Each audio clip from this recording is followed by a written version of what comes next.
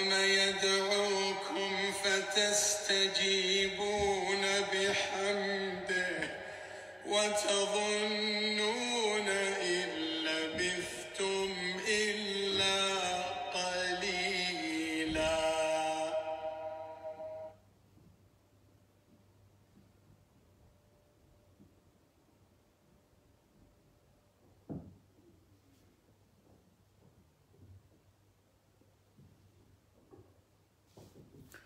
أعوذ بالله من الشيطان الرجيم. بسم الله الرحمن الرحيم.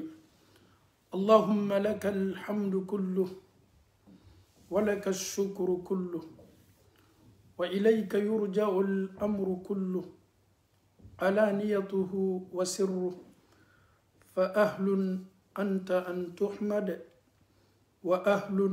أنت أن تعبد وأنت على كل شيء قدير.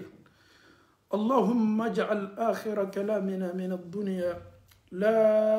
إله إلا الله محمد رسول الله صلى الله عليه وسلم. الحمد لله رب العالمين. أمي ألو تعرفك كن مالو. الحمد لله الذي بنعمته تتم الصالحات. تنوبي ألو تعالى مسامي ما كان نيما نيما كفن بلا كفنين داتو لكن مانا anfawu ani ambaw kisa be ambolo bi kisa mimbe adamaden bla yere kum manyiningala dusukun jala chogo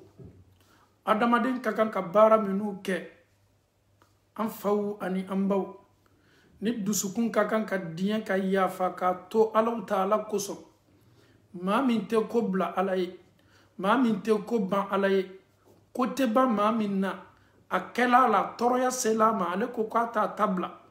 ebi toloma lo bikisala adamaden beya don ka foti be adamaden be soro nyana mayala filibe den afen be soro kera yara ko hadisa la sallallahu alaihi wasallam ko adamaden be filito be fotito me maminu kadi alaye maminu no ye filike obi kosigi ka bo ka filikan ki kosigi kana tuyama. Donc amala taala dali kan anke fili lawye minu be kosigi kana tuyama fili kofe kera kuma kane de ko kullu bani adam ko adama dem be khatwa ka be fotikela ne be fotike la menikela be fotike karamo be fotike karambalu be fotike commerçant be fotike foti be adama dem be donina mais jone kadi Allah taala fotikela nunu chema mami meto erreur la beto fotila ale yere be segi kana na fola ko ni may abi boloboni mbar la ka yere lasi o fana kadi Allah taala ko sebe am fawo ani ambaw ki sabbele bele bambolo bi al faruq bebe janin do aka chefariani aka ala nyansaranya na kala diriyana katlina mi umaru ka wati la radiyallahu anhu asigini me aka sigi yoro la slamaw be sigi yoro mini umaru ye sahaba wa anateru kiti tige yoro kira tume sigi yoro mi umaru sigini me londo ani sahaba sigini me onyame muna kamele fla keni me ka bursi kono chadomna obekanga fofo kana nayi eni kabako bay ni bursi kono mo ni ni chokoro bay munke kamele fla ni na kamele fla keni me ka ni bursi kono mo ni ta kana nayi o semi gala umaru na ka janyo sigini me umaru kabako yala sahaba yo kungorota e ko mumei au kanime kan ninche sama kana na yembara munkela e tolomalo ala ko sebe ni yoroni lamani la tangali lamani funan keni flani ko ni kamele flani ko kamele jong minutun kanime ka burusi kono cheni mina nabe fama ko arabi ona na umaru ko mumbani nyonje au ya sama kana na ya yemunke aula o ko umaru nin cheye onfa on wolofa nin cheye onfa bono anila ay onfa faga il a tué notre papa. Umaru était étonné et au faye munkala na ye au faga kada kan ka slama dina ni bagala adama de maka bono anila inni fana kaka ka bo ni onoy. Quand tu tues quelqu'un tu dois être aussi tué. Kadabwa kama pour aller tuer une personne silamaya sharia me laburi kan ifana me faga mi o le an ka dina sharia donc ni kamele fla ko ni chele on fa faga Umaru ko e kaba ko bay Umaru ki tolo malo chela ako nunu kenime kam min foni kuma kan mamida est-ce qu'il est le yo o fa farawa chako Umaru mako Umaru silama nyamoro nele ko o fache bono anila subhanallah ko belemba o faye munkila ni ya bono anila ni ya nibo ni ya faga aye munkila ako kon tolanka forola o fana ka nyogome dola nga forola nkumana naye ka bagabanya bema teganga ka kuma me don fana sina ka kabakurumba dota ka bum ko fa bonaye kabakurun sela kuma asemi kala kuma o kala sata ya sala a Umaru koko sharia bena labula de a kiti bena laborika il est le yo fa fa yere fana ya confirmer qu'il est le kala o fa sata ya boni kabade a domingili ka furula a ifana tena tolay e fana mena faga elle était la talalata parce que be bolola le tena blala ko mo faalam nana kanadama on de islama ka kotiwude donc faut que islama sharia de laburi ikan wati mi onala chako islama nyamo mami Umaru ye ako islama ka nyamo nsona sharia ye laburinka nsona décision min talanka ne le nibo nfana nibe na bo ne funa ke ni fla o fa sata kala ne le bolo j'ai été la cause de la mort de leur papa mais même ni fait cela mon nyamo ni be se diena ne be bo somina sarangana ni minu be ne bolo mo ka kalfa minu be fe minu tunganga di mi tunganga bla yoromi la lilika mi mbolo fana ka la sendeuma ye dien ka sla dia meta ka to luko nyana bo i mo fala nanaw mo fala talaka nanaye et comme mo fala ko tugunu ko ka sla dalima beta ka village la abola yoromi ka beta ka ta kalfa minu ba bolo kuma minu ka nga fa bolo ka to ka dema ya bolo o be bele ade c'est comme il y a un assassin qui a été arrêté. Cet assassin a été présenté devant le juge et cet assassin dit non, si le juge peut m'accorder quelques jours, je vais aller rendre visite d'abord à ma famille, essaie de rendre les choses, essaie de me mettre en ordre bien avant que je ne sois tué. Mais c'est très difficile à comprendre. Omaru Koko be balade ni an ki le blakata ki beta kata tle flat le sabake ebeti ka ko labe ka soro kana muma ira an na ka fo ko ebena ikosegi kana garantie de mambe ni ko ni me garantie di an me se diana ki blakata ni garantie be me ni garantie te blade ha jako Umaruma ko ne le joni me ni ngadde maya ka ko be ni ne man kosigi ni ne salata ko nyamini men ko fe ngadde ba erete na don me famille fe ko dienye ke Umaru ye demse nunu manyininga a kwa ye kuma mi foni ni kuma kiningini nga bude est ce ka obe ya fama wa alele kala au fa satai est ce ka obe ya fama ni funa ke ni fla ni kamele fla ko te ya fa mo mi ko fa faga o fana kaka nga faga o fa noy garantie ma me soro Joma yere porte garantie ka foko Umaru ne be nyere ke garantie ni chayeta aka village la aka ngata ko munu nyana bot le flat le sabakono ka kosegi kana jani saya e laburi aka fagali e laburi aka jome se ka garantie ta mo be nyoma flela e ama mo mi no jombo ka garantie ta e be mo le ka garantie ta tuma do ka mami lo ka jogo lo ka limanialo ni ya ka garantie ta tenan tola maloyala ale tenan tola problème na parce que mo mi meni ko su garantie ta na ti la mo ma ko sigi kana e min keto garantie ta la e de be loka ifara o tri place la fagali ko le de en tolonga kota fagali ko le ba da fe ni ko ni e garantie ta ka fo ko mami ta toni kata saranganali di akademba ya uma atigi kosegi na kosegi balia na ma kosegi kana e min ketu jola na ka ko garantie e de koni fagali be labure de ka watu temena wati temenula ma do tumei odusu kuntun kanno ko sebe o kalimanya fanga utun kabu ko gbara yala nyanya ebeta soro nunu do be seka o yere sacrifier badenya ni sinji ni islamaya koson anyo histoire chaman lame wati temenula ninche akanga tabwa ka dembayai kalfa nunu babulo akanga ko munu nyanabo ko ka kle sabadama kle sababe dafa domi aba ko sigi kana fagali min kan ka laburi aka o laburi aka ma be se talo chudi kata bwa ka dembaya la ka village la garantite abolo mi me dislama ka nyamo ma mi faruku ye umaru ye ni umaru be son umaru lamini ni me jona o de sahaba wi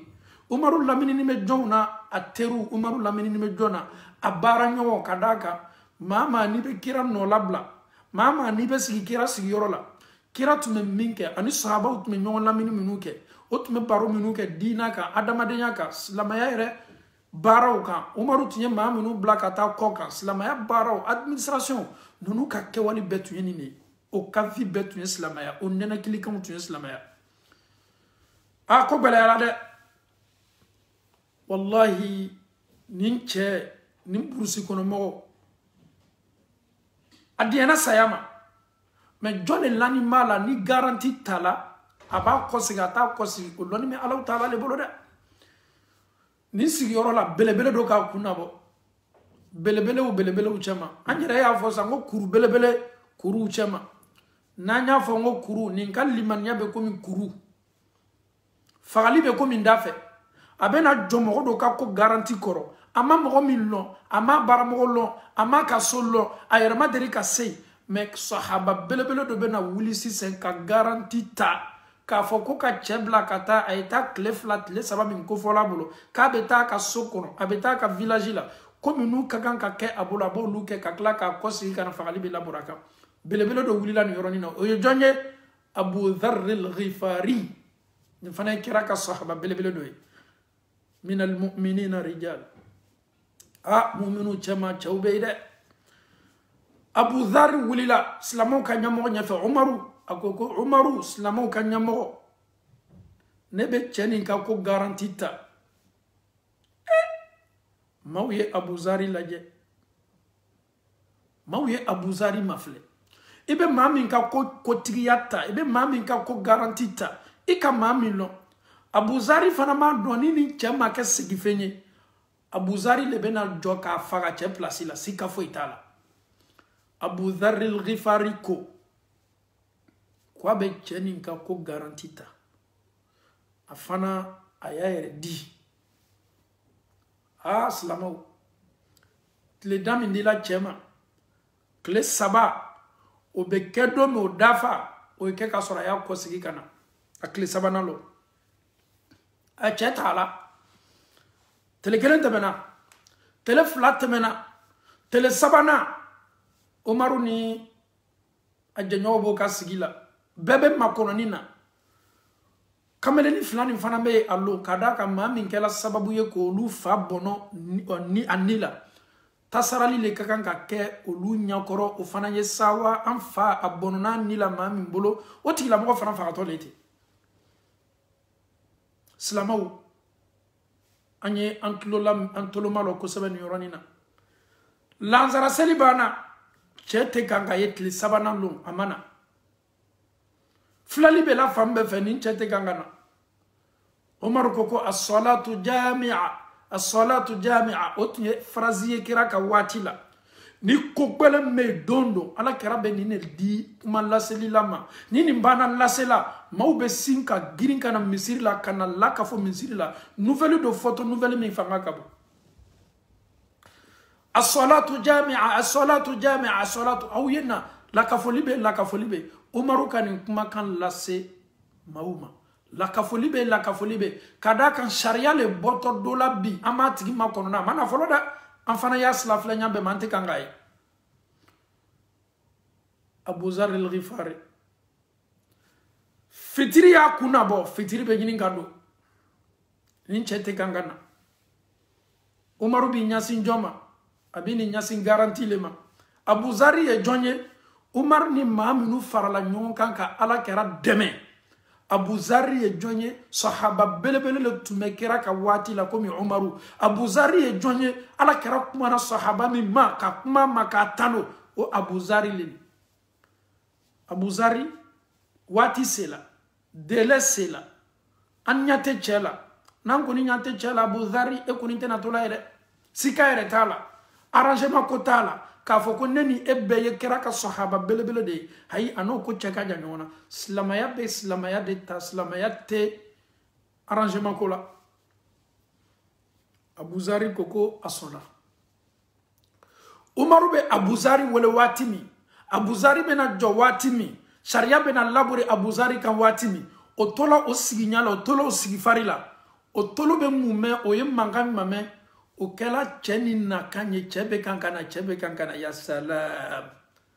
ya salam. Abu Zari ye garanti ta cɛ tun ma na fɔlɔ dɛ mɛ waati sela tele yɛrɛ bɛ bɛnna fitiri b'a kun na bɔla waati min Umaru ko Abu Zari e ni minali ka kan dɛ. Abu Zari le tun minatɔ ni waati ɲɔgɔnna la ka a bɔnɔ a ni la ka bɛn mun ma a ye garanti min ta ala k'i to a ka masaya la masaba masasetigi a tɛ jingo kuma tɛ ka sunɔgɔ a ye alaw ta ala ka kabakoko belebele lajɛ cɛ nin sinna k'a kun bɔ burusi kɔnɔ cɛ nin sinna k'a kun nabɔ a bɛ kan ka na a bɛ kan ka na a bɛ kan ka na maaw sawala maaw sawala Abu Zari tɛna fa ala kɔ a ye maa min ka ko garanti ta a tigilamɔgɔ nana a nana a bɛ kan ka na fo ni burusi kɔnɔ mɔgɔ nana i jɔ silamɛw ɲɛmɔgɔ ɲɛkɔrɔ min ye Umaru ye subhanallah a nana i jɔ Umaru ɲɛkɔrɔ Umaru kabakoyala ne ni e anw ka waati nin na i ye mina duniya fan do ko kɛ tu fagala a ye fɔ k'i ye taa ka taa sara i ka sokɔnɔmɔgɔ la o ye direct le direct c'est-à-dire mbla ani taga ani mbori ayi do te kɔrɔbaya do ɲɛ n bɛ bori le mɛ nin cɛ nana Umaru y'a maɲininka ko mun y'a to i kɔseginna ka na i taala i tun bɛ se tunun na i tun bɛ se bori la anw yɛrɛ tun tɛ n'i ka ko ɲɛɲini mɛ mun y'a to i nana a silamɛw a ko Umaru ma ko adamaden ko tɛ silamɛw ka ɲɛmɔgɔw fana ko tɛ dogo fana tɛ nin na ne b'a dɔn k'a fɔ ala bɛ ne kalama dogo la ala bɛ ne kalama gbɛ kan ni ne dogo la n bɛ dogo jɔn ma n bɛ dogo n yɛrɛ kuma ni n borila n bɛ bori jɔn ma n bɛ bori n yɛrɛ kuma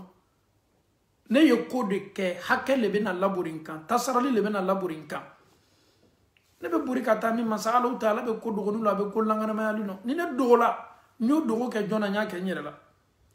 n seginna ka na ka bɛn mun ma kana layiru tima kana layiru dafa layiru ye koba ye alaw taala bara alwafa kana i kumakan dafa ye min fɔ ye na kana i kumakan i ka layiru kan ye na kana a sabati ma dɔn saya ka gbɛlɛ bɛɛ bɛ siran saya ɲɛ i bɛ bɔnɔ i ni la ka bɔnɔ k'i ka denbaya to yen mɛ n ye ko de kɛ ko min sariya bɛ labori n kan o tɛ ne bila bori la dɛ layiru dafa de y'a to n nana subhanallah he cɛ nin ye koba kɛ ka taa sara i ka denbaya la ka tila ka na i yɛrɛ di i ka kan ka faga yɔrɔ min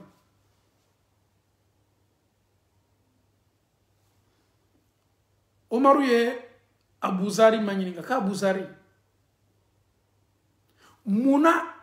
limaniya jumɛn de y'i bila i sela ka nin cɛ ka ko garanti ta lo min a tun bɛ maa ɲinina min bɛ kɛ garanti ye n'a bɛ taa k'i kɔsegin ka na Abu Zari ko Umaru ma ko Umaru ni ne tun ma nin kɛ adamadenya dɔn anw ni ɲɔgɔn cɛ sentiment jumɛn bɛ anw ni ɲɔgɔn cɛ k'a fɔ ko an baden dɔ mako bɛ garanti la an silamɛɲɔgɔn dɔ mako bɛ garanti la o ma mɔgɔ sɔrɔ anw cɛ ma adamadenya yɛrɛ nafa don anw ye adamadenya anw kɛla nafa jumɛn ye ɲɔgɔn ma kira do ko sɔrɔ sallam ko maa min ka di alaw taala ye an cɛ ma ka tɛmɛ maa bɛɛ kan maa min ka baara nafa a bɛ se a baden ma maa min b'a baden nafa c'est vrai n y'a kɛ de adamadenya bɛ lasabati a kana fɔ ko anw ka waati la ko adamadenya tun tɛ yen ko an ma se jɔ la ɲɔgɔn jigi kɔrɔ subhanallah Umaru ye demsen fila ni ma ɲininka minnu fa bɔnɔna o ni la an ka kuma yɛrɛ bɛ burula yɔrɔ min kan sela yɔrɔ ma Umaru ye o ma ɲininka ko aw fana ko di maa min ye aw fa faga a y'a ka layiru kan dafa a tagala a kɔ seginna ka na maa min fana ye garanti ta o ko ale ye garanti ta a kana fɔ ko adamadenya tiɲɛna k'olu to ɲɛnamaya la nin funankɛni fila ko minnu fa fagala ko Umaru silamɛw ɲɛmɔgɔ anw fana yafala nin cɛ ma a kana na fɔ ko nin waati la ko anw tun bɛ waati dɔ la ko yafa tun tɛ adamadenw ni ɲɔgɔn cɛ anw yafala cɛ ma a fana ye fɔ k'an ka waati la ko maaw tun bɛ yafa ɲɔgɔn ma subhanallah silamɛw ninnu ye waati belebelew de ye maa min y'o fa bɔnɔ a ni la o yafala a kana na fɔ ko anw fana tun bɛ période de la ko silamɛw tun banna yafala ɲɔgɔn ma silamɛw dusukuni ani yafa de ka kan yafa i badenw ma yafa i silamɛɲɔgɔnw ma yafa maaw ma tuma dɔ maa minnu ka ko y'i tɔɔrɔ n'a y'i tɔɔrɔ mɛ n'a banna fɔla k'u ye sabari ka yafa diɲɛ ye yafa ta a ko ɲɛɲiniba y'a bɛɛ to yen est-ce qu'il b'a dɔn k'a fɔ ko ne ni e ni ala yɛrɛ tun tɛ yafa anw ma ni ala tun ma kɛ yafalila ye anw ma an si tun tɛ arijinɛ sɔrɔ a yɛrɛ ko ne ni e ma ko aw minnu ye yɛrɛkun tɔɲɔ lase an yɛrɛ ma an ye kojugu kɛ miiriya bɛ kojugu ni julumu na ala ko an kana an fari faga i kana décourager ale Alahu Taala bɛ yafa an ma hadisiya yɛrɛ fana ma yira n'a k'a fɔ ko masa Alahu Taala b'a bolo foni sɔgɔma maa minnu ye kojugu kɛ su fɛ Alahu Taala b'o kili aw ye na ne ala bɛ yafa aw ma tu t'es fait du mal la nuit mais Allah subhanahu wa ta'ala a k'i ye a sereyalaya ko bɛɛ ma ala bɛ ban fana k'a f'i ye k'i ye n'ale Alahu Taala ba a ka yafa bonda dayɛlɛ n'a bɛ yafa i ma silamɛw an ye don kelen ka bɔ kelen ye silamɛw an y'an jilaja an ye bɛn kelen ma maa gbɛrɛ tɛ an fɛ an fana kan ka k'an yɛrɛ fɛ dɛ an ka jamana minnu sigilen bɛ ɲɔgɔn na ka ɲɔgɔn lamini frontière jamanaw an ye don kelen ka bɔ kelen ye an ye fara an badenw kan minnu bɛna na tiɲɛni silaw dayɛlɛ k'a yɛrɛ ka olu y'a dabila Alahu Taala ko kuranɛ kɔnɔ ko al fitnatu ashaddu min al qatl wallahi fitna ka jugu ka tɛmɛ fagali kan fitna i bɛ sin k'a da la kan i t'a lɔn k'a fɔ ko fitna le mais fitna bɛ sin ka cori fan bɛɛ fɛ ten sur le champ e jɔnna la i m'a dɔn k'a fɔ i ye ko min kɛ fitna le ala do k'i ma kuranɛ kɔnɔ ko fitna ka bon a ka gbilin a kɔlɔlɔ ka bon a kɔlɔlɔ ka don e b'a kɛ don min na tu n'as pas de problème tu es à l'aise mais wallahi i sobi fitna bɛ frontière bɛɛ dépasser surtout an bɛ waati minnu la réseaux sociaux waati minnu la donc silamɛw an ye diɲɛ ɲɔgɔn ma an ye tila fana ka yafa ɲɔgɔn ma an ye tila fana k'an dusukun fara ɲɔgɔn kan ka don kelen ye ka bɔ kelen ye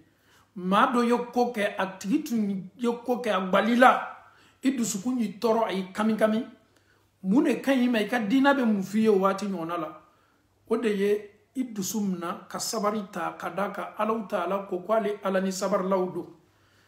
i tɛ sabari nafa sɔrɔ ɲɛ si ma i ka ɲɛnamaya la fo ko gbɛlɛn ye k'i la i ye tɔɔrɔ a ye tila ka f'i ma k'i jo ile y'i sabari ile ye yafa ele le tun tɔɲɔna mɛ ile ye yafa pour que adamadenya ye ta n bɛ cɛ dɔ ka histoire ta nin cɛ tuɲa lo silama tun tɛ mais nin cɛ kɛla misaliyaba ye yafa la duniya kɔnɔ hali ni silama tun tɛ a minɛna ka bila kaso la a ye san yiri ka kɛ kaso la o ye masacɛ jɔn ye Afrique du Sud masacɛ a tɔɲɔna ka tila k'a minɛ k'a bila kaso la mais ale bɔ min kɛla kaso la maa minnu kɛla sababu ye k'a bila kaso la ale kumakan fɔlɔ kɛla mun ye ko ka yafa pour que jamana ye taa ɲɛfɛ ka yafa jamana ye taa ɲɛfɛ wallahi n'an yafala ɲɔgɔn ma i b'a ye an bɛ sabati an bɛ to yan fana ka foli lase an karamɔgɔ ma an ka alimami ma setana tun bɛ fɛ ka cori silamɛw ni ɲɔgɔn cɛ mais Alahu Taala bɛ silamɛw fɛ kosɛbɛ fitna tun bɛ fɛ k'a kun nabɔ mɛ Ala Taala ma di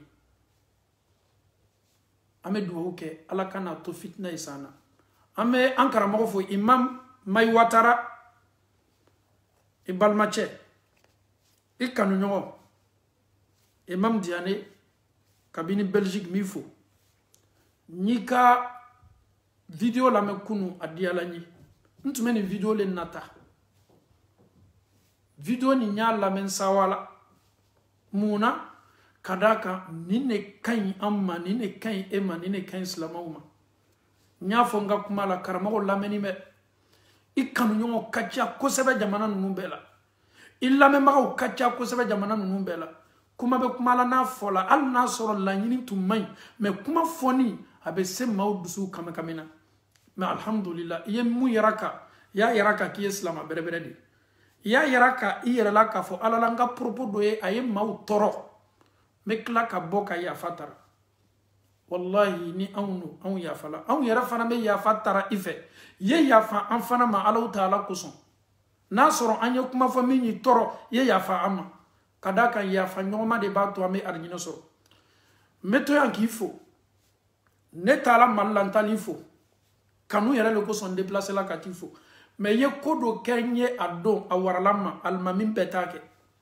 an banna baro la an banna kuma falen na o bɛnna seli waati min ma i ka misiri la wallahi i ko n ye jɔ ka mɔgɔw laseli bɛɛ t'o kɛ dɛ i ni maa ye ɲɔgɔn ye tiɲɛ fɔlɔ la aw ye foli kɛ adamadenya foli kɛ ka tila fana ka alimamiya di yan ko n ye mɔgɔ laseli ka misiri la a don o bɛnna farida seli min ma wallahi ni silamaya kanu tɛ o tɛ kɛ bɛɛ bɛ alimamiya kɛlɛ ni fɛnw dɔn non n tɛ fɛ nin ye lɔn ka nɔ la n tɛ fɛ mɛ an y'a ye k'a fɔ tu es un grand cœur donc kuma min kɛla yafa min taara la yafa sela a seyɔrɔ anw fana bɛ fara i kan ka fara silamɛw kan ka dugawu kɛ Mali ye kɔlɔlɔba min bɛ Mali kan bi Mali fan dɔ minɛ nin bɛ a dogoni tɛ silama foyi la an bɛ dugawu kɛ Ala ma Mali latanga la Ala ma Mali bɔla bolo la Ala ma maliyɛndenw ka hɛrɛ bɛ mun na Ala Taala de b'a dɔn an bɛ Ala Taala dali Ala ma hɛrɛ kɛla Mali ye an yɛrɛ bɛ nin waati ɲɔgɔnna la kabini fajiri fɛ an tulo b'a mɛnna k'a fɔ ko Burukina fana k'o ka kala nin waati ɲɔgɔnna la silamɛw fitina bara fanga sɔrɔ fan bɛɛ fɛ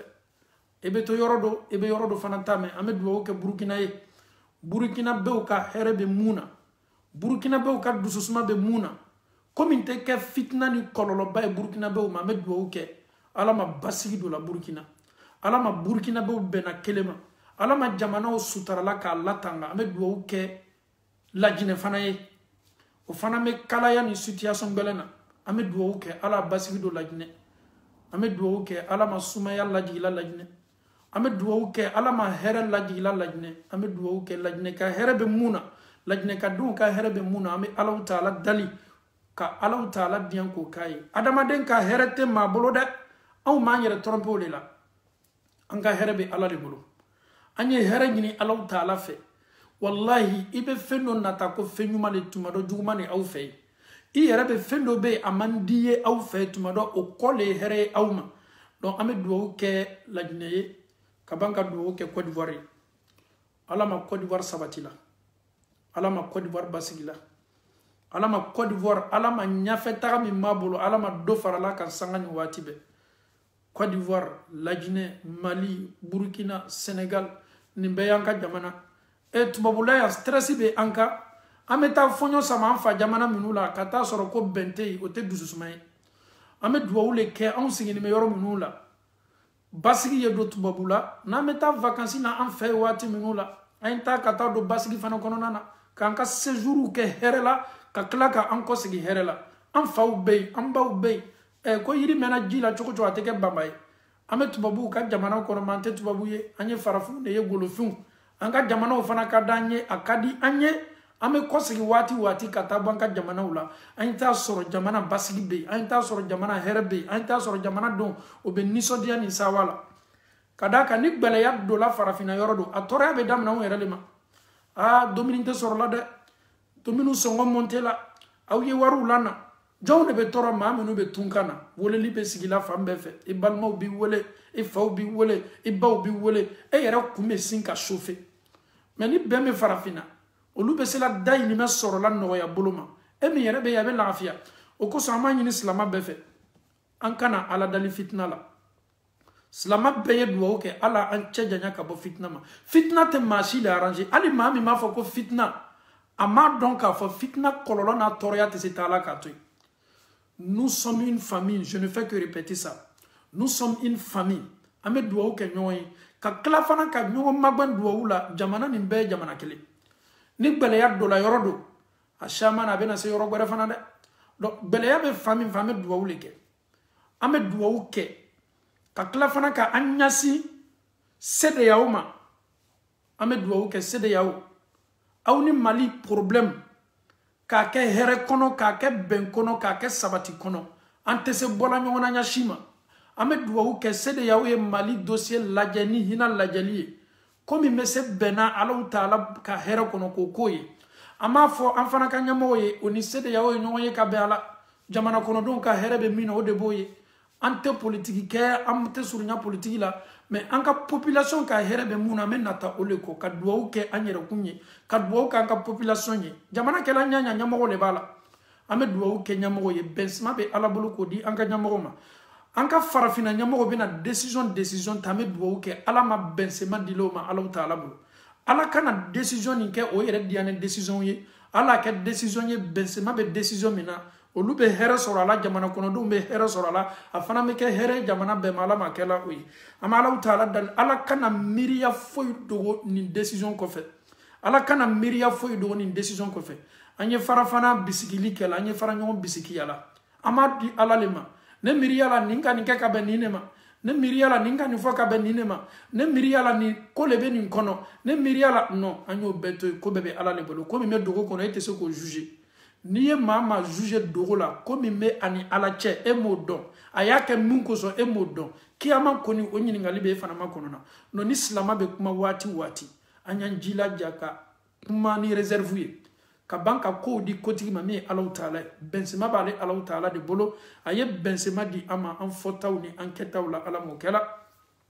tɔɔrɔya ka wuli ka bɔ farafina kan ala m'o kɛla ka farafina yɛrɛ bɛn a la ala m'o kɛla ka farafinw bɛn a la ala m'o kɛla ka farafinw ka kolatigɛ kɛ o yɛrɛ ni ɲɔgɔn cɛ ala m'o kɛla ka farafinw fana diya ɲɔgɔn ye o ka kolatigɛw la ala m'o kɛla ka d'a kan min bɛ an tɔɔrɔ farafinaw de b'o ye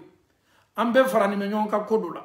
an bɛɛ bɛ se décision ta la ko dɔ la mais ni ne t'a la waati min ayi ne bɛ décision kɛ décision jugu ye an y'o miiriya sugu dabila n'an kɔni farala ɲɔgɔn kan ko ko la k'a laɲini ka ɲa k'a miiriyaw ta ka ɲa miiriya ɲuman min bɛ bɛn an ma k'an ka continuer o la avancer an bɛ duwawu kɛ ala ma farafina sabati la ka farafina la taa ɲɛfɛ ala kana an to kɔfɛ ala kana an to kɔfɛ ala an ka jamanaw diya ala an ka jamanaw diya ala an ka jamanaw diya ala an ka jamanaw basigi ala dususuma don an ka jamanaw la an bɛna to yan ka ladilikan di an fɛrɛw ma an fɛrɛw a bɛ fɔ minnu ma ko les cyberactivistes an fɛrɛw a bɛ fɔ minnu ma minnu bɛ kuma o b'o ka version n'o ka idew di ani hakilinata minnu b'o la ka bɛn jamana ko ma ko ɲɛnamaba liberté d'expression maa tɛ maa bali kuma na ayi liberté d'expression i bɛ ko de fɔ i miiriya la k'a fɔ tuma dɔ tiɲɛ bɛ e de bolo mais an y'an jilaja cyberactiviste bɛɛ an y'a farafina cyberactiviste bɛɛ sans exception kuma kuma n'a bɛ na fɔ an bolo seereya la kuma kuma n'a bɛ na fɔ an bolo k'a fɔ ala la ne ko n ko nin de bɛ kɛ tan nin de fana bɛ tan n'a daliluya t'i bolo kiyama lon e kɔni kumana réseaux sociaux kan dɛ mais wallahi kiyama don i bɛ na nin kumakan seereya kiyama don maaw kɔni kɛlen bɛ k'i filɛ maaw b'i partager la maaw b'i like la maaw b'i aimer la maaw bɛ kan k'i tanu an ka cyberactivistes an bɛ min ɲini o fɛ ko ko n'i b'a bila ɲɛnamaya nin na i b'a fɔ ɲɛnamaya nin na kɔrɔsilila le b'i la de bɛ ma ɲini k'a bɛɛ la i jija i bɛna information min cori a information ye kɛ tiɲɛ ye n'i bɛna mɔgɔ le ta tɔgɔ ma i bɛna kuma min fɔ a tigi ma a ye kɛ tiɲɛ ye walama i bɛ fɛ k'a tigi latɔsi le k'a lagosi k'a lanɔgɔ i n'a tigi bɛntaw ni ɲɔgɔn cɛ walama e ye opposition ye walama e ye pouvoir ye walama pouvoir ka maa le ten opposition ka maa le ten an ye fara ɲɔgɔn jalaki la nkalon kan an ye fara nkalon lala ɲɔgɔn na ka d'a kan nkalon kelen kelenna bɛɛ la ka fɔ ni kiyamalo ma ɲininkali b'a bɛɛ la a donc a fo ibena bara barake al naso liberté d'expression be ko ma bebe se kuma na me kuma mi foti bolo a peser a laje ye kuma mafle jani kuma fo de e kuma kan chama me réseaux sociaux ka e nyana ka fo ko nyana e tume kan mi fo ma be kan ki kokorodo a donc a fo ma be kan ki kokorodo me kiamando nin kiti e kelem petade nin kiti e kelem petade ame mi fo awye ni bena information lateme e jilaja Allah taala yere ko Qur'ana kono koni kibaru ya minana awma awye kibaru ya fese de réseaux sociaux tasma bla yorodo réseaux sociaux neninke yorodo bi réseaux sociaux nyon ko yorodo réseaux sociaux ka galo na nyon maden kelen ka famille donc elle mi réseaux sociaux ka ni be fe ka kuma ka kunafoni di ikela journaliste wa ala kara ye journaliste mankutu hadisa do la e kuma do foma mami me kuma ni kuma be se dunya fam be fe kuma mi na kala galonye ida be fara ka adam na ya fuya kiyamalo ka kala ki dani fara foya information mi mena lateme ibolo si c'est pour te faire aimer sur le mensonge tu peux le faire dans ce bas monde là mais kiyamalo be manyininga ameto ya fana ka an kuma kan nyasi an baden do ma tunya na fanin naw ni banin naw fanin naw ni banin naw be se sabarla wati se lawmati al na madinyo yesa aw be kan nyon clasher mais clasher tala kata mo baneni fo kata mo faneni fo kati dafa adamaden do bala ki dafa adamaden do fala e maloya be mituguni karama be mitugu bonya be mitugu e yere be boka sigi ka téléphone nyefe ki idafa mo do fana bala na ma don e be se sunu la chogodi wallahi al ni dorogi di doma ka o laben ka dorogi ko kono ka doma billahi o te ma o faneni o ka ladabu no ka jogo no ka lamo ato permettre nya sima al no ni do fona nyonko hakilna tala o te se ka faneni nge ne ma don adamaden jayere be faria chogodi faneni ni baneni nabi mais olu fanate de wallahi faninaw ni baninaw be faneni kela emi ko ki islam ye be selibe su ele fana bi ka tanta ki toloma lo ko sebe fanenu ni banenu la su ni tele i era bardo mena na karama sera mi lame ni karama sera abe fanen ni banen ne kala ka dam na ka kuma dam na fa laba na ye phrase kele fa abe banen ke ele fana me to lame muna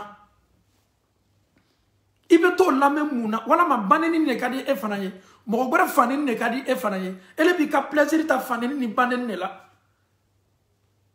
Mais pourquoi écouter une personne qui ne fait que jurer papa des gens, maman des gens, kamaro fauneni do yere ba fo ko mi bala wuli ka bo kaburu kono mi fala wuli ka bo kaburu kono ki mo do fani baneni dia yi ko do be adamade na afoka belene ni ya raté éducation l'amour ni mo ko ni ka l'amour raté ifitinima ima lamo ilabla la koko dialie ki abeke ibi sauna kambe fo ibi diane ko beke ibe société la tondre bigan wallahi ni mona ni mochogo ni ko ni bunyana faneni ni baneni meke eminiji ate kinyena ko juguye no te luminu ni lamombe lumini ni jogobe ate kundem foila musomanini wallahi musomanini chambulo ite shuko ala kumate ko kamiri ama wallahi ite shuko ala kumate ko kamiri ama nen kela mi meke o de ye demsa minube aw ye haketo na be foma ibla koro o kuma suko be se fola demsa uma an fitinima me muso yere neni ka demuso neni sokono amani anka so kono amani anka lamola abale ba neni mata muso manende muso demuso fitini me chieni ke nyanya ite mo foye mi me boka muso maneni an lamona olela mais bi anya komiye bi an yere be sla ni an dew me do réseaux sociaux la kan sugu ngona me olu yere fana na foko janne ni to go jubay la mon keni meka minu mal la moni soro vraiment aw yaw yere saisi kirako sallallahu alaihi wasallam koni mo mamaloya kiyo ko ke ko min kadiye mo mamaloya ye ko foko min kadiye maloya e ko bay adamade kanyana mayala I ka ɲɛnamaya ta k'a lajɛ i san 30 san 40 i bɛ taa mɔgɔ dɔw sɔrɔ u bɛ san 60 la bi kabini ala k'o da musomaneni ala fitina ma b'o da fɔlɔ. Ils ont reçu une bonne éducation. Ali wajibili n'o bɛ fɛ ka kuma ka do détail dɔw la min bɛ an balakaw concerné ni kuma bɛ fɔ ni sutura ni bonya ni ladabu le. Munna muso ye fɛn ba le silamɛya la. Elle ɲɛna k'a fɔ ko maa min kɛni bɛ ka fanɛni ni banɛni kɛ k'a b'i supporter la mɔgɔ mɔgɔ b'i supporter fanɛni ni banɛni kan n'i k'a tigi lɔn y'a wele k'a fɔ a ye cɛ ne supporter dabila i yɛrɛ ka fanɛni ni ka banɛni dabila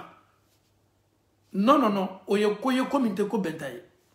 a mɔgɔ dɔ bɛ supporter la a b'i supporter ni fanɛni ni banɛni ye e yɛrɛ fana bɛ sawaw la est-ce que e yɛrɛ fana tɛ fanɛninaw ni banɛninaw cɛ ma maa min bɛ fanɛnina ni banɛnina kokɔrɔ don maa min bɛ fanɛnina ni banɛnina encourager nunu tɛ baara ɲumanw ye adamaden yɛrɛ y'a lɔn k'a fɔ ko anw tɛ foyi ye ji ni bɔgɔ kɔ an y'a lɔn k'a fɔ london natɔ a bɛna kɛ komi an tun tɛ ɲɛnamaya nin na london natɔ an bɛna an yɛrɛ ɲɛnamaya kura la an ka cɛya kumaba minnu tun man da nɛni minnu tun man da disibɔka minnu tun man da a tun tɛ kɛ ne la ayi n bɛ nin bilen n bɛ nin fa nɛni n bɛ nin ba nɛni n bɛ nin ka fami nɛni n bɛ nin ka fami buruja london natɔ e ka burujali nin bɛɛ bɛ ban mɛlɛkaw fana na burujali kɛ mɛlɛkaw fana i ka ko ko kɛ dugukolo nin kɔ ka mɛlɛkaw b'a bɛɛ labɔ i ma wallahi souvent maloya ka bon jɔnw yɛrɛ de b'a kɛ aw minnu ko ko n ko maarasi tɔw t'a lɔn n bɛ min dɔn n bɛ kuma o de kan n'an ma ɲa an ka miiriyaw yira ka ɲɔgɔn na réseaux sociaux kan e min bɛ politique domaine na n'i bɛ fɛ k'i ka politique défend i b'i ka politique défend i y'a kɛ basigi kɔnɔ i y'a kɛ karama kɔnɔ o yɛrɛ de bɛ adamadenya yɛrɛ de ye a bɛɛ tɛ se bɛnna kelen ma ne ka ko ɲɛɲɛ ye tan de ayi anw yɛrɛ bɛ min ko kɔrɔ dɔ la o fana bɛ miiriya nin de b'a la aw ka min bɛ ɲɛmɔgɔya la walama aw ka min bɛ opposition la a tɛ se ka nin kɛ a tɛ se ka nin kɛ mais kɛlɛ t'o la o je suis contre ton opposant ou bien je suis contre ton président on se parle on échange je donne mon point de vue tu donnes ton point de vue c'est la liberté d'expression mais o yɛrɛ le tɛ yen bi sa fo k'a kɛ ni fanɛni ni banɛni de ye ni fanɛni ni banɛni bɛ yɔrɔ yɔrɔ dusuw bɛ tiɲɛ société bɛ ɲagami bɛnbaliyaw bɛ don a bɛ dusukun bonya ɲɔgɔn ye fosi tɛ sɔrɔ an na nin waati ɲɔgɔnna la fo ka ɲɔgɔn labonya ɲa donc n fɛ nin message a se an badenw ma minnu n'a bɛ fɔ o ma ko les cyberactivistes bi réseau bɛ aw bolo dɛ bi aw bɛ kumana réseaux sociaux kan dɛ bi aw le kumakanw bɛ ta la k'a lase yɔrɔ bɛɛ dɛ mais aw y'a dɔn ko london natɔ alaw taala b'a fɔ aw ma lomi kiyama kɛnɛ kan kumakan fɔlɔfɔlɔ minnu fɔtɔ alaw taala bɛ na nin kuma ɲasin k'aw kumana dugukolo ko kan dɛ bi ne alaw taala tale bi ye kiyama kɛnɛ danfɛn foyi tɛ kuma la yatakallamuna illa man azina lahu rahmanu wa qala sawaba danfɛn foyi tɛ kuma bi i tun bɛ réseaux sociaux kan cɛfarinya ni musofarinya ni fanɛni ni banɛni na ye manamanakan bɛɛ fɔ ye diɲɛnɛkan bɛɛ fɔ maaw y'i kokɔrɔ dɔn maaw y'i partager maaw y'i kɛ cɛ ye maaw y'i kɛ muso ye mais bi kiyama kɛnɛ kan kuma t'i da alaw taala b'o de f'i ɲɛnɛ maa si tɛ kuma t'a lɔn i da tun ka d'a lɔn nin lɔn na i lakololen lɔnni bɛ dereki t'i kana kurusu t'i la chapeau t'i la taafe tɛ yen sutara tɛ yen i lakolon lɔnni bɛ komi i ba y'i sɔrɔ cogo min i kumana dɛ sujet bɛɛ la ka fɔ ni kumana bɛɛ kan politique sira bɛɛ kumana bɛɛ kan burujali sira bɛɛ kumana bɛɛ kan nɛni sira bɛɛ kumana bɛɛ kan fanɛni tɛ i ma fanɛni min kɛ banɛni tɛ i ma banɛni min kɛ mais wallahi nin lɔn natɔ anw dani bɛ ala la sika t'a la anw dani b'a la ko kununi bɛ saya kɔ anw dani b'a la ko kiyama jɔn dɔ bɛ an ma kɔnɔna ala b'a f'i ma nin don k'i kumana dɛ mais bi ayi i tɛ kuma ta kuma bɛ di alaw taala de bolo maa ma maa min bɛna kuma ta hey maa si tɛ kuma lɔ i jɔnnen bɛ i ta bɛ bɔli kɔnɔ i jɔnnen bɛ ele le tun bɛ se kuma na ele le tun da ka di ele le tun bɛ se nɛni na ele le tun bɛ se maa burujali la ele le tun bɛ su ele ta tun ye burujali le ye mais bi kiyama kɛnɛ kan i kɔni salen jɔ ma kɛ saya la i tun kan ka to réseaux sociaux nin de kɔfɛ waati bɛɛ ni mɛlɛmɛlɛkan nana i y'a fɔ ko ayi ne tɛ sa réseaux sociaux n'inte ka fo I kanime ka kuma ka caya kan fo I te se ka fo I ke danfen fo I la kana nyina ko I ka téléphone ndoro ne bi nyakoro I bi ka téléphone ne bla I bi diane ka umbe fo abana ele ko nyen ne nunke adulumu bi makono nai I ko ni te se ka fo I ke danfen fo I la I te se ka mo kunti ala I te se ka mo boloti ala I te se ka mo torobo ala I te se ka mo ka jamumbo ala I bi ta ke ne ninde doro ya abana ne ni abana mais nenni fana kana nyina ka fo ka sebeni me Allah Taala bolo ki makono ele nyina na de yemin neni oba ka nyana maya kela sans problème yemi la torsi lui mène sa vie paisiblement il n'a même pas de problème mais ele mien nenni ke ele mien faneni ni baneni ke sebeli kenime ke makono en no nana Allah Taala bolo il faut tani ke ta besebela yemi faneni amaka villa lo ama yemi baneni amaka villa lo ama yemin koroneni amaka villa lo ama I bola réseaux sociaux kan ka galon la minula amo kanyana mayala lo oma ils mènent bien leur vie ono dombo ka villa ono muso ko ka villa ono chawbo ka villa ama foi tioma ikoni o mankutuchi yo neni yo la fereka yo fano baw neni yo exposé mama foi bo luka nyana mayala mais wallahi billahi tallahi akuma kelengele nam baby makon nasaratu kan ite yela saratu kanyashima ite na pezeli ke yoro nyashima ni kuma ubi makono na ni kuma bili nunu bi makono na ni kuma bili mi makono na etatu nyole etume se olela etume tanolela etume kokoro do olela ano ni mena bosi zenga bleninge ni me bosi zenga neninge nenime mundima tubabule atena folo dima fiyeta kata tubabuche ka bara leke ele koni mbana kela e kuma kan mei afana me Allah Taala bolo nini me anson hakilila anye ni komna ni hakiliye anye ne nindabla ne ninte foi dama jabalite foi dama réseaux sociaux te nin ke yoroye réseaux sociaux te jabali ke yoroye fanen ke yorote banen ke yorote e bamso songo ka tiade la mama coûte très cher angana na ambamso dambe be réseaux sociaux kan angana na amfa ou valeur ou bola réseaux sociaux kan angana na anka village dambe bola réseaux sociaux kan an yere be exemple kelen di ko kanga kuma labay ele be bo jamana mina ibe bo village mina ibe kabila mi représenter ibe bo continent mina jamu mi mila ni ile jamu ye karama sera jamu ye ele kelen pe bola kan ne ninke jamu mi mila wallahi mo ba yere soro I jamuna olube maloya focus ibo bebla maloya la meita kalama I jamu ka foko jamu do le ete ni fanen kala ni banen kala le jamu mu mila ibe kuma suru di bema I jamu cho I jamu surtout ibe bo village mina ibe village mo bebla kuma parce que ta fola a chaya village la mo do le teni amalamo na be foko ka village la mo do le ta amalamo abe comme la mo yere le te village la ka so village la mo ni ne na be foko ko jamana ni mo do le teni wa avec comme jamana ni yera fana comme la montée ka soro jamana ni la mombe ele yera kelen yera sababula maube image juguta kabla jamana ka e avec comme ni tiga ta ka faida ni tiga kelen peta min tolni me kabla tiga dumanka abika tiga be kuna ya ibolo do mami me bokan ko su nyona ke